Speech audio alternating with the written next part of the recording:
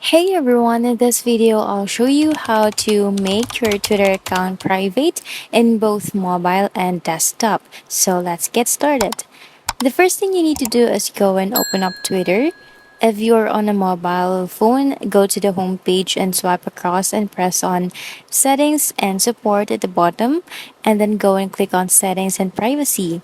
And if you're on a desktop device, then all you need to do is come to the left hand side and tap on more, and then you can press on settings and support and then go into settings and privacy. And once you're here, all you need to do is go and press on privacy and safety. Just do the same thing on mobile as well. And then all you need to do is go and tap on audience and tagging on both of them.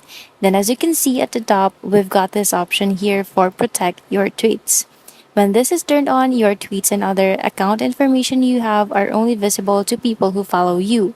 Just go and enable that on mobile and on desktop as well. When you go to your profile, you're going to go and notice a lock next to your name.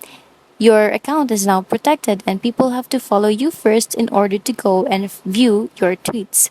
If I helped you in this video, please comment down below and leave a like, subscribe, and hit that notification bell. Thanks for watching guys and have a nice day. Bye!